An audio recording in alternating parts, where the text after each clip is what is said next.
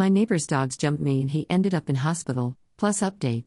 My neighbors, and I say that in quotes because we're not directly neighbors but live in the same townhouse complex, are nightmare human beings. Specifically the father, let's call him Bill. Little bit of backstory here. We all live in a townhouse complex with a shared yard. Bill is a major alcoholic and his family has playground equipment and garbage taking up the majority of the yard. Of the 11 units sharing this particular green patch, literally nobody uses it because these people are such nightmares. Bill lives with his deaf wife, their 2 toddler sons, and a 14-year-old daughter he has from a previous marriage. Bill is an absolute garbage human being. He has called his wife a retard to my face multiple times with her standing beside him. He once explained to me, "I'm not racist, I just don't want my daughter hanging out with black people."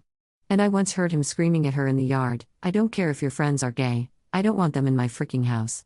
I'm super bi, for the record, and immediately purchased pride flags to hang in my windows after that one. So worth it. He was beet red when he saw me hanging them. Bill also has a foot fetish and has approached me inappropriately many times over the years. So, my complex allows dogs. Bill is the definition of irresponsible pet owner. There's no fencing around our units and he has 2 big Rottweilers. He just opens the door and lets them run wild. They've chased my car before. I've seen them jump on multiple people. They never clean up their droppings. They've had dozens of eviction notices just based on their dogs alone. Our landlord sucked though and just refused to actually follow through with eviction. 2 weeks ago, one of Bill's dogs, obviously unsupervised, followed me to my front door and jumped on me. I have 4 large scratches down my leg, 2 of which drew blood. They're big ugly scab bruises now and I swore this was my last straw.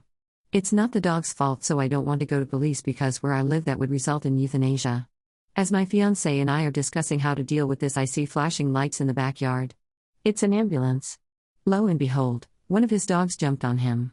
He fell back and landed on one of their decrepit pieces of playground equipment. Bill landed on his spine and was immediately unable to use his arms and legs. Paralyzed from the neck down basically.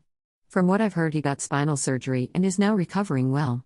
I'm grateful for that because even though he is an absolute scuzzball, his wife is surprisingly decent and he needs his hands for sign language.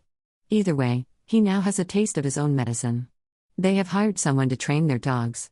And if that doesn't work, I have more than enough evidence between text messages and photos of my own injuries on top of his own hospitalization to make an eviction order finally stick. And hey, if you ever see this yourself and suspect it's about you, screw you, Bill. Your wife and kids deserve better, you absolute piece. Before anyone asks, yes, I have told his wife about his advances and how he talks about her.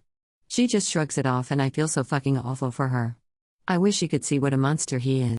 Update, 1 month later. Oh boy. To be honest, I completely forgot I even made the original post until I got the notification that it had over 100 upvotes. I suppose an update is in order. And boy do I have an update. So, Bill. After 2 surgeries and a bad infection, was just released from hospital last week. He can sign now, thank goodness. Just very slowly, and he can't turn his head or anything like that. I feel pretty awful for him, but, as they say, karma is a bitch, woman shrugging. Since my last post, their dogs had puppies. And their cats had kittens. It's a freaking zoo there. The teenage daughter was assaulted in a very public yard by her own grandmother and aunt. The aunt, who doesn't live here but is always here for some reason, assaulted the teenager's dog with a golf club. Hit him multiple times in the face. The teenager stepped in and grandma and aunt dragged her to the ground by her hair and started kicking her. I should probably mention that this teenager was also pregnant at the time. Seriously, these people have problems.